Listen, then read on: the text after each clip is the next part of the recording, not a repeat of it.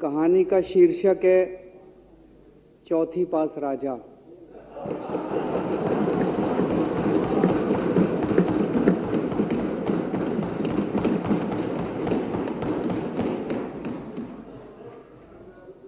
आपने बचपन में राजा रानी की बहुत कहानियां सुनी होंगी। मेरी कहानी में रानी नहीं है,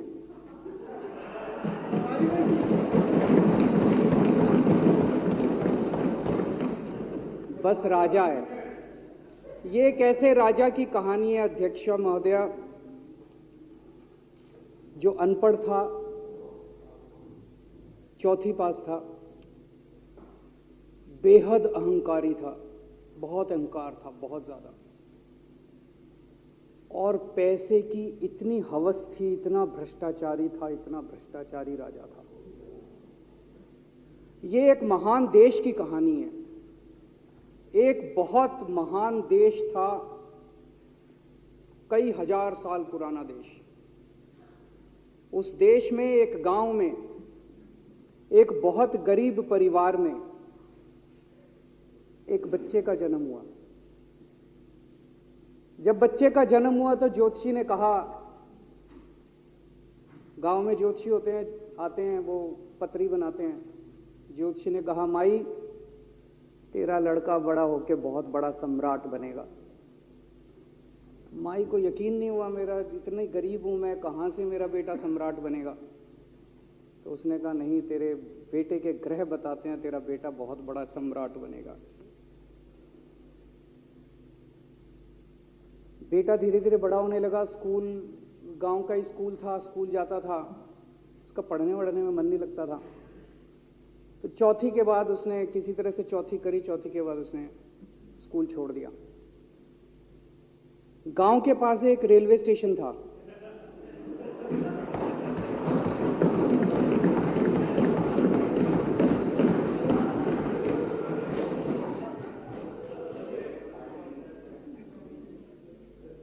तो घर का खर्चा चलाने के लिए वो लड़का वहां स्टेशन पे चाय बेचता था। लड़के को भाषण देने का बड़ा शौक था।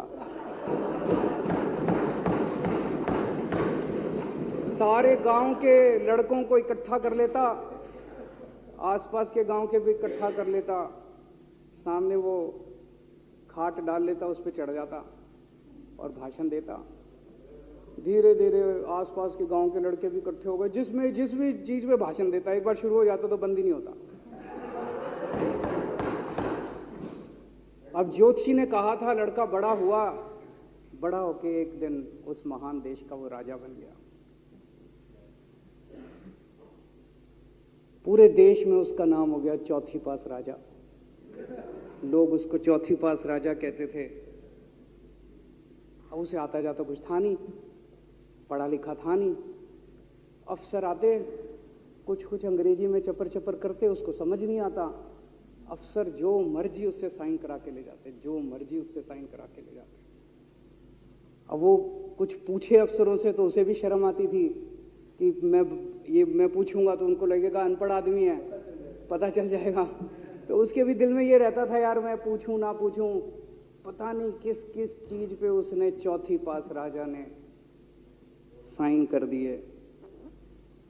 फिर धीरे धीरे राजा को ये बुरा लगने लगा, यार ये मेरे को चौथी पास कहते हैं। तो उसने एक फर्जी डिग्री बनवा ली। कहीं से फर्जी डिग्री बना के ले आया, एमए की। बोला मैं एमए हूं। तो लोगों को लगा, यार ये तो ठीक नहीं है, ये तो फर्जी डिग्री हम बना के ले आया हमारा राजा। तो लोगों ने आरटीआई डाली। जो आरटीआई डालता उस पर 25,000 रुपये जुर्माना।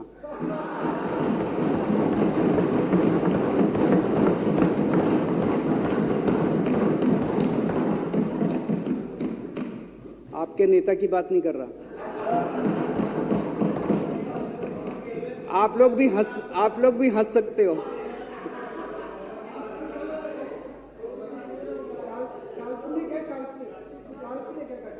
तो जो आरटीआई डाले उसको 25,000 रुपए का जुर्माना, जो आरटीआई डाले उसको 25,000 रुपए का जुर्माना। एक दिन कुछ लोग गए चौथी पास राजा के पास, बोले जी एक बड़ा धांसू आइडिया लेके आए हैं। बोले बताओ। बोले जी नोटबंदी कर दो, भ्रष्टाचार खत्म हो जाएगा देश से। तो उसने कुछ पूछा, उसे कुछ समझ नहीं आया राजा को क्या कह रहे हैं क्या नहीं, पर उसे लगा यार कुछ धांसू आइडिया होगा। उसने एक दिन रात को 8 बजे टीवी चैनलों पे जाके नोटबंदी कर दी। बोला सारे नोट बंद। पूरे देश में हाहाकार मच गया, तड़प गए लोग, धंधे बंद हो गए, दुकानें बंद हो गई, लोग बेरोजगार हो गए, बुरा हाल हो गया पूरे देश। लंबी लंबी लाइनें लग गई पूरे देश के अंदर। लोगों ने जाके उसको कहा जी नोटबंदी कर दो, आतंकवाद खत्म हो जाएगा।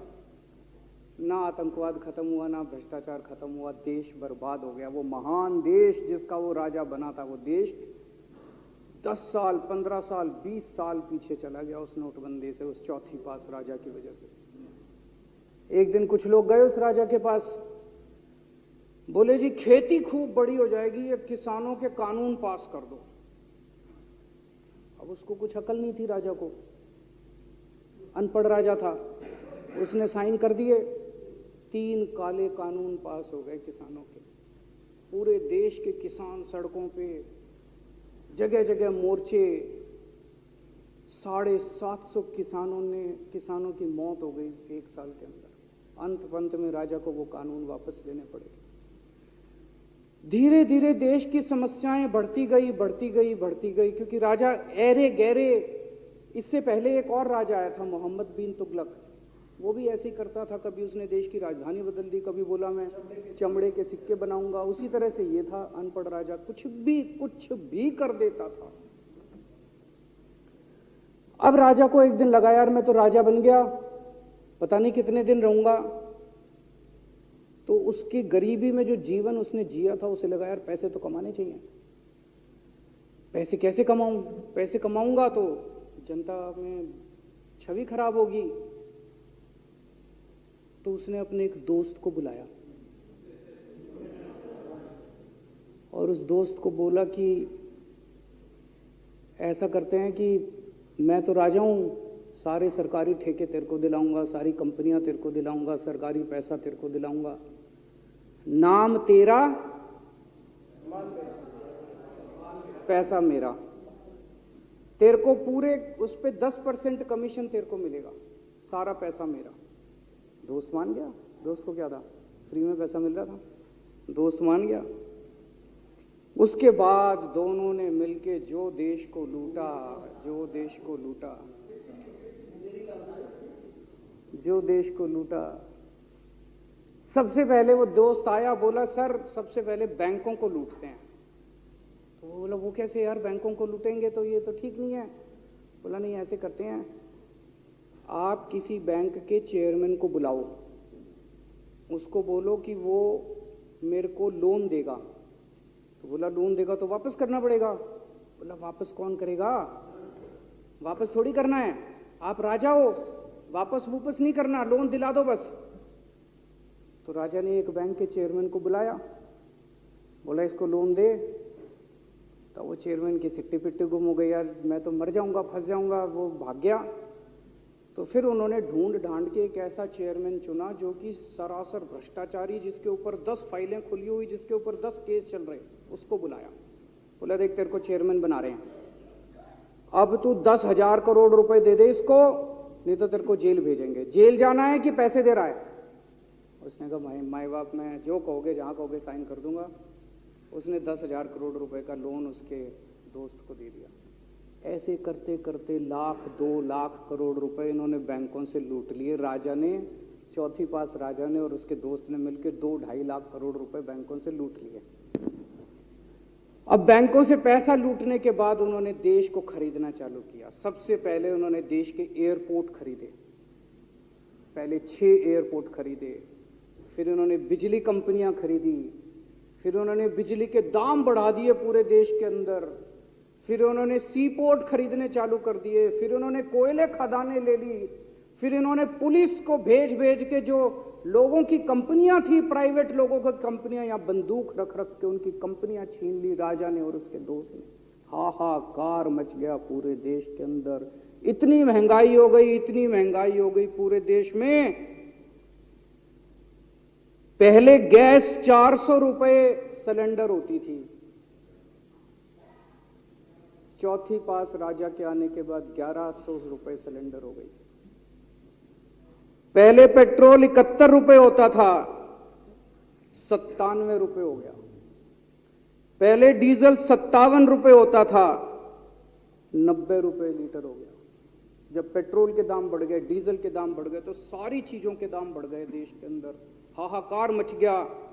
सब चीजों पे इसने और इसके दोस्त ने कब्जा। दूध पहले 46 रुपए होता था, 66 रुपए लीटर हो गया। बच्चों को माएँ दूध पिलाने लायक नहीं बची। घरों के अंदर छोटे छोटे बच्चों के दूध छीन लिए इसने, राजा ने।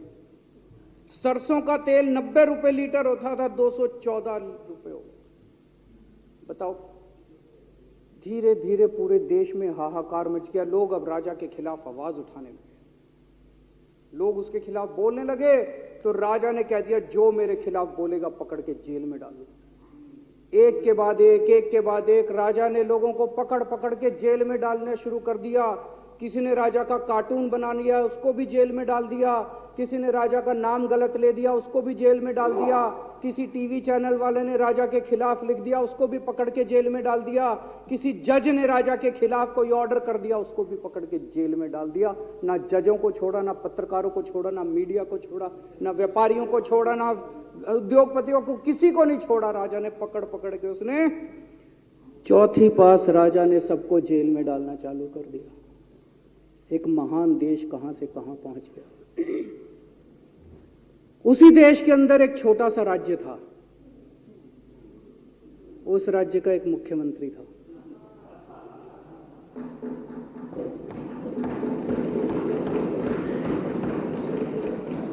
उनके चेहरे पे भी स्माइल आ गई, उनके चेहरे पे भी उम्मीद की किरण छा गई। वो मुख्यमंत्री अपने लोगों का खूब ख्याल रखता था। वो मुख्यमंत्री कट्टर ईमानदार था। वो मुख्यमंत्री कट्टर देशभक्त था। वो मुख्यमंत्री पढ़ा लिखा था।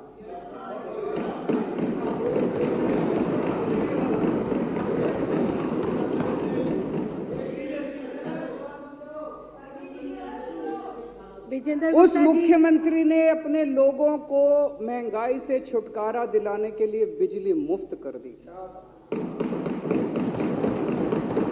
भाई साहब, उसके बाद तो चौथी पास राजा पागल हो गया। उसने बुला के जो हड़काया उस मुख्यमंत्री को कि तेरी हिम्मत कैसे हुई। उसे लगा राजा ने तो सारी बिजली कंपनियों पे कब्जा कर रखा था। उसे लगा अगर ये बिजली मुफ्त करने लग गया तो बाकी देश में तो मेरा बेड़ा गर्क, मेरी बिजली कंपनियां लुट जाएंगी, ऐसे कैसे चलेगा। उसने उसको कहा, खबरदार, तूने बिजली मुफ्त के। मुख्यमंत्री नहीं माना। धीरे धीरे उस मुख्यमंत्री ने अपने गरीबों के स्कूल ठीक करने चालू कर दिए। तो राजा ने उसको बुला के और हड़काया। राजा बोला, ये क्या कर रहा है तू, स्कूलों के में बच्चों को पढ़ाता है, तू स्कूल खोल रहा है, ये बंद कर, ये सब, ये नहीं चलेगा इस देश का। वो नहीं माना मुख्यमंत्री। फिर उसने मुख्यमंत्री ने सबके इलाज मुफ्त कर दिया, सबके लिए शानदार मोहल्ला क्लिनिक खोल दिए, इलाज मुफ्त कर दिया। राजा तो बिल्कुल ही पागल हो गया। धीरे धीरे जनता को पता चला कि राजा कैसा है। एक दिन लोगों ने उस राजा को उखाड़ के फेंक दिया।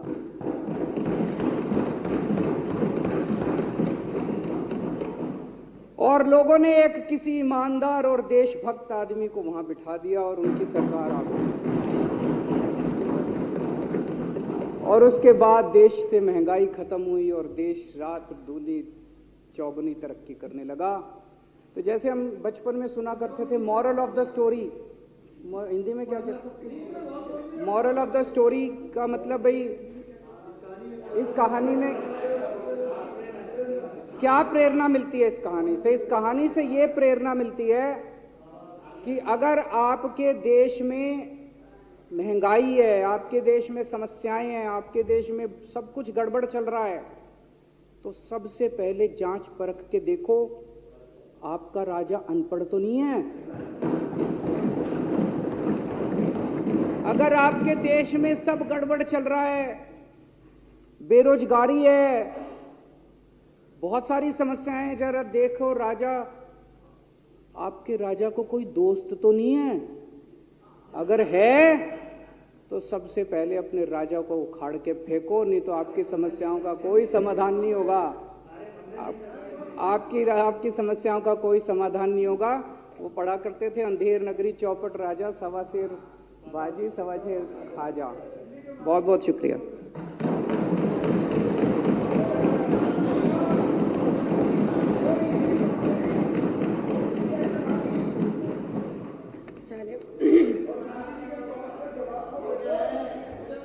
संकल्प पारित करना।